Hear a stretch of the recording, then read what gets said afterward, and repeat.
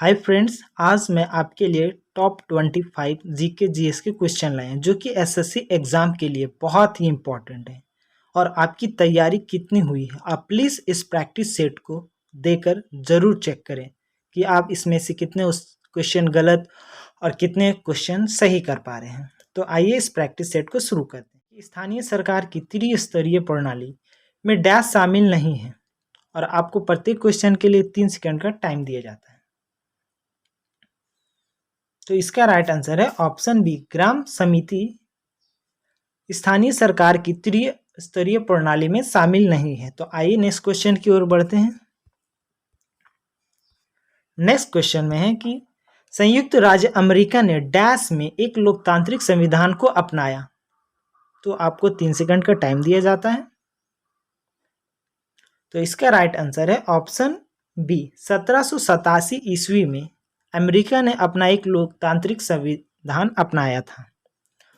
तो आइए next question की ओर बढ़ते हैं। आप इसे प्लीज़ इस मॉक को पूरा ज़रूर दें और अपने आप को एक बार जज ज़रूर करें कि आपका कितने क्वेश्चन सही और कितने क्वेश्चन गलत आ रहा है। उसके बाद आप फाइनल स्कोर अपना कमेंट बॉक्स में कमेंट जरूर करें।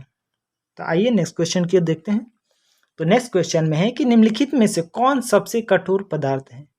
ये मुझे पूरा यकीन है कि आप सभी का ये आंसर सही होगा।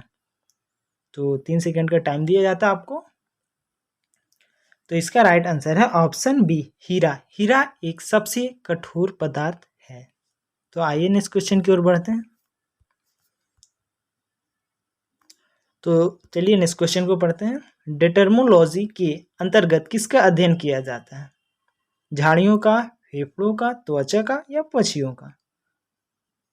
तो राइट आंसर कमेंट बॉक्स में कमेंट करें। तो इसका राइट आंसर है ऑप्शन सी, त्वचा का अध्ययन किया जाता है। और आपके एग्जाम में एक क्वेश्चन जरूर पूछे जाते हैं अध्ययन से रिलेटेड। तो आइए नेक्स्ट क्वेश्चन की ओर बढ़ते हैं।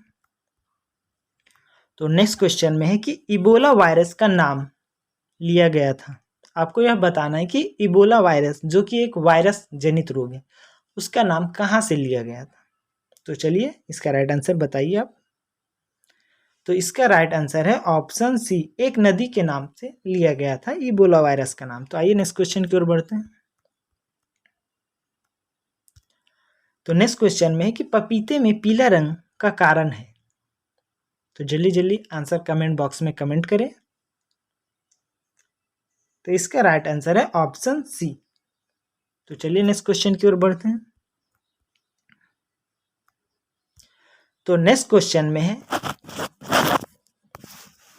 पौधे का जड़ मूल रोमों तक किस दाब से पहुंचता है? तो जल्दी जल्दी इसका आंसर कमेंट बॉक्स में कमेंट करें या अपने मन में सोच लें। तो इसका राइट आंसर है ऑप्शन डी। तो आइए नेक्स्ट क्वेश्चन की ओर बढ़ते हैं। नेक्स्ट क्वेश्चन में है कि पादप और जंतु में मुख्य क्या अंतर है? तो जल्दी से इसका आंसर अपने मन में आप सोच ले, मैं राइट आंसर इसका बताता हूँ। तो इसका राइट आंसर है ऑप्शन बी, पोषण। पादप और जंतु का मुख्य अंतर पोषण है। तो आइए नेक्स्ट क्वेश्चन की ओर बढ़ते हैं। नेक्स्ट क्वेश्चन में है कि इंडोनेशिया में किस प्रकार की कृषि को लदांग कृषि कहा जाता है?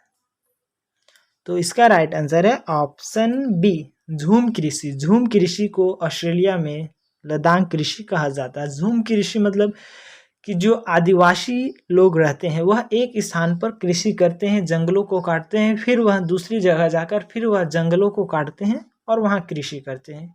इसी प्रणाली को झूम कृषि कहते हैं। तो आइए नेक्स्ट क्वेश्चन की ओर बढ़ते हैं। आपके लिए टॉप 25 क्वेश्चन लाया गया है। तो आप प्लीज़ अपना पूरा फोकस इस प्रैक्टिस सेट पर दें और उसके बाद अपना फाइनल आंसर कमेंट बॉक्स में कमेंट करें। तो आइए नेक्स्ट क्वेश्चन को पढ़ते हैं। निम्नलिखित में से कौन सा प्रोकैरियोटिक है? तो आपको 3 सेकंड का टाइम दिया जाता है। इसका आंसर कमेंट बॉक्स में कमेंट करें या अपने मन में सोच लें। तो इसका राइट आंसर है ऑप्शन डी। तो आइए नेक्स्ट क्वेश्चन की ओर बढ़ते हैं। नेक्स्ट क्वेश्चन में कि एफिफाइट्स वे पौधे हैं जो अन्य पौधे पर निर्भर होते हैं। आपने सुना ही होगा या देखा होगा कि कोई एक पौधा है उसके ऊपर एक पौधा और आ जाता है, तो उस पौधों को क्या कहते हैं? तो इसका राइट आंसर आप कमेंट बॉक्स में कमेंट करें। तो इसका राइट आंसर है ऑप्शन डी, जल के लिए। तो आइए नेक्स्ट क्वेश्चन की ओर बढ़ते हैं। तो नेक्स्ट क्वेश्चन में है कि अक्सर रेगिस्तान में वर्षा कम क्यों होती है? तो इसका जल्दी से आप अपना आंसर मन में सोच लें, क्योंकि मैं इसका आंसर बताऊंगा। तो चलिए इसका राइट आंसर देखते हैं। तो इसका राइट आंसर है ऑप्शन डी, निम्न आर्द्रता के कारण रेगिस्तान में कम वर्षा होता है, क्योंकि वहाँ इतनी गर्मी पड़ती है कि जो आर्द्रता होती है वह कम हो जाती है। तो आइए नेक्स्ट क्वेश्चन की ओर बढ़ते हैं। नेक्स्ट क्वेश्चन में है कि कॉस्मस किस प्रकार का उपग्रह है? तो आपको बताना है या अपने आंसर मन में सोच लेना है। तो इसका राइट आंसर है ऑप्शन सी, जासूसी उपग्रह है। कॉस्मोस ये जो कि रूस की स्पेस एजेंसी है। तो आइए नेक्स्ट क्वेश्चन की ओर बढ़ते हैं। तो दोस्तों आपको क्वेश्चन पेपर कैसा लग रहा है, प्लीज़ आप इसका बताएं, या इसमें क्या गड़बड़ी है वो भी बताएं, कि मैं और अपनी क्वालिटी आवाज़ इम्प्रूव कर सकूं। तो आइए क्वेश्चन को पढ़ते हैं। निम्नलिखित में से कौन सी खाई जाने वाली फफूंद है?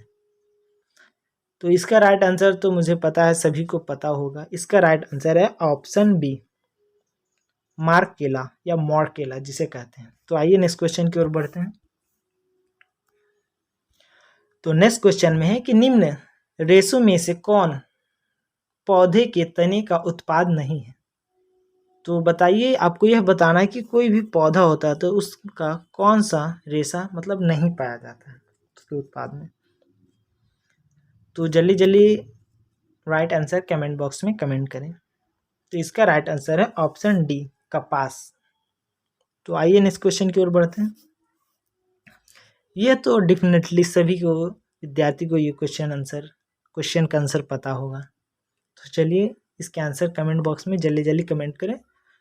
तो इसका राइट आंसर है ऑप्शन सी, 12 वर्ष में कुंभ मेला का आयोजित प्रत्येक 12 वर्ष में किया जाता है, जिसे महाकुंभ कहते हैं।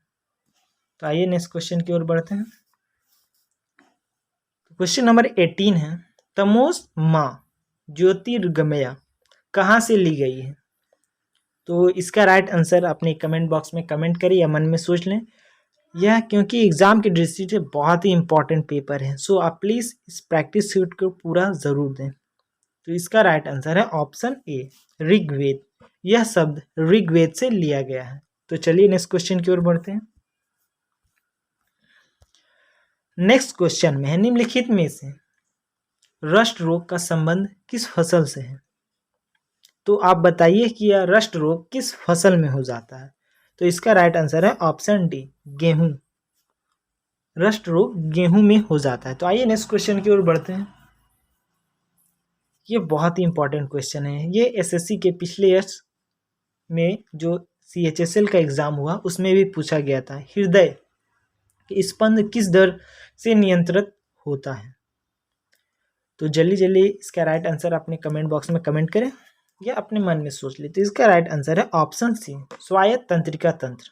जो हमारा हृदय की धड़कन होती है वह स्वायत्त कोशिका तंत्र के द्वारा नियंत्रित की जाती है। तो आइए नेक्स्ट क्वेश्चन की ओर बढ़ते हैं। तो नाक से रुधिराणु का बहना कहलाता है। तो जल्दी जल्दी इसका आंसर आप अपने मन में सोच लें। आपको 3 सेकंड का टाइम दिया जाता है। तो इसका राइट आंसर है ऑप्शन डी, एपिटेक्टिक। तो आपको ये प्रैक्टिस सेट कैसी लग रही है, आप प्लीज़ कमेंट करके कमेंट बॉक्स में ज़रूर बताएं। तो आइए नेक्स्ट क्वेश्चन की ओर बढ़ते हैं। नेक्स्ट क्वेश्चन में, मूत्रालयों के पास प्रायः नाक में चुभने वाली गंध का कारण क्या है? तो इसका राइट आंसर है ऑप्शन सी, अमोनिया। हमारे मूत्र में अमोनिया के कारण बहुत ही अधिक बदबू आती है। तो चलिए नेक्स्ट क्वेश्चन की ओर बढ़ते हैं। इनमें से कौन सा रक्त दाब का प्रमुख नियंत्रक है? तो जल्दी से इसका राइट आंसर अपने आप मन में सोच लें। तो इसका राइट आंसर है ऑप्शन डी, अधिवृक्क ग्रंथि जो हमारे रक्तदाब पर नियंत्रित करती है। तो आइए नेक्स्ट क्वेश्चन की ओर बढ़ते हैं। तो यह बहुत ही इंपॉर्टेंट क्वेश्चन है, यह आपके एग्जाम में आने के बहुत चांस हैं, क्योंकि आप अभी अफगानिस्तान का मैटर देख ही रहे हैं। तो आइए नेक्स्ट मतलब इस क्वेश्चन को पढ़ते हैं। अफगानिस्तान का हेलमंद प्रांत किसके उत्पादन के लिए प्रसिद्ध है?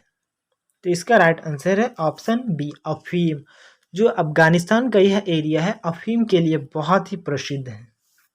तो आइए इस क्वेश्चन की ओर बढ़ते हैं, और यह आपका लास्ट और आखिरी क्वेश्चन है।